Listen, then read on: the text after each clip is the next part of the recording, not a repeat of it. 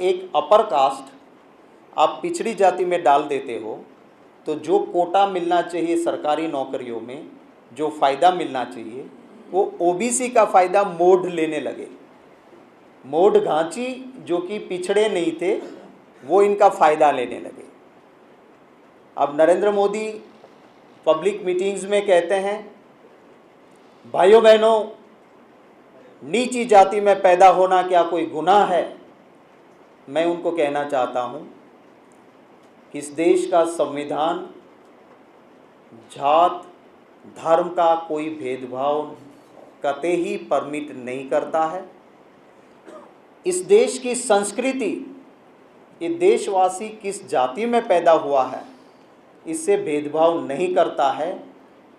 मोदी किस जाति में पैदा होना वो गुनाह नहीं है, पर एक अपर कास्ट को आप खुदगर्जी के लिए बैकवर्ड कास्ट में डालते हो तो ये मोदी भाई गुनाह है, ये मुझे कहना है। मैं इस सर्कुलर के पीछे लगा था काफ़ी महीनों से। आपको ताजुब होगा, आरटीआई का ज़माना है।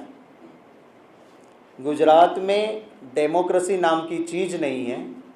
एक फॉर्मर मिनिस्टर को, एक फॉर्मर लीडर ऑपोजिशन को एक जीआर की कॉपी निकालने के लिए काफ़ी मेहनत करनी पड़ी और परसों मुझे एक कॉपी मिली, इसलिए आज मैं ये प्रेस कर रहा हूँ।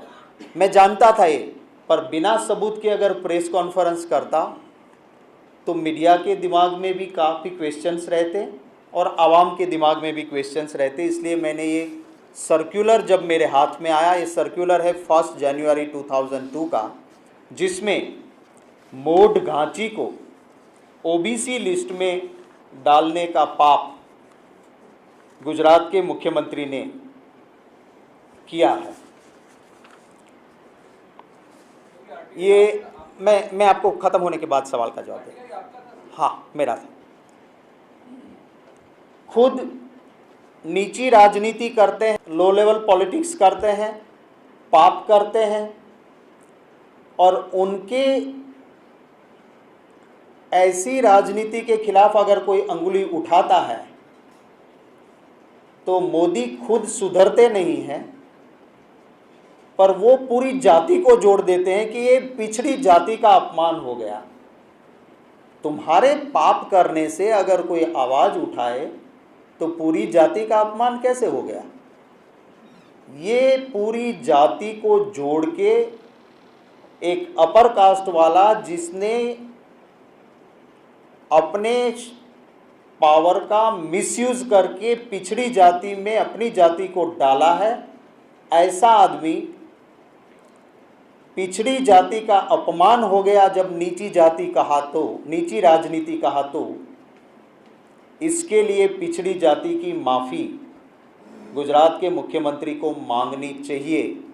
ये हम मांग करते हैं। जैसे गुजरात में फेक एनकाउंटर हुए, उसी तरह से नरेंद्र मोदी फेक ओबीसी है। और मैं चैलेंज करता हूँ कि गुजरात के मुख्यमंत्री आके दिखा दे कि मोड घांची जो कि उनकी कास्ट है वो कब पिछड़ी जाति थी। वो कतई पिछड़ी जाति नहीं थी, सिर्फ खुदगर्जी के लिए उन्होंने ये किया है। वो चाय बेचते थे, वो भी एक बड़ा झूठ है। ये दिखाए कि कौन सी जगह किस लारी से वो चाय बेचते थे। वहाँ कम से कम उसकी बड़ी उम्र के लोग जिंदा होंगे। मैं इन कैमरे की आंखों को कहूँगा कि उनका इंटरव्यू करें।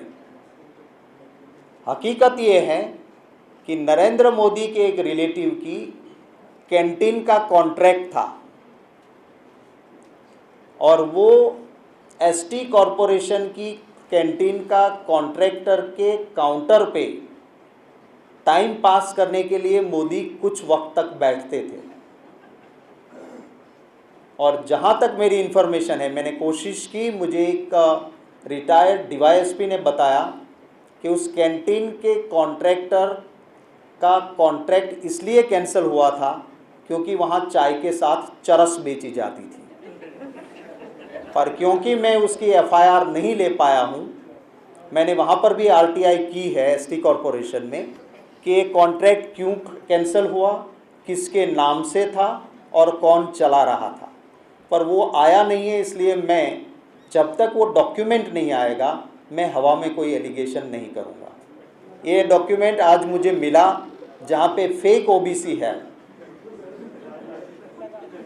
वही फेक ओबीसी वाला डॉक्यूमेंट आने के बाद मैंने आपके साथ सामने ये चीज़ रखी है। और मैं मांग करता हूँ कि जो इंसान अपनी माँ को साथ नहीं रखता है,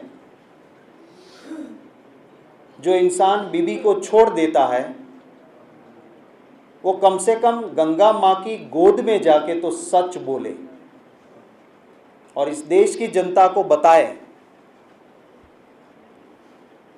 कि पिछड़ी जाति का अधिकार छीनने का पाप मोदी ने क्यों किया। और अगर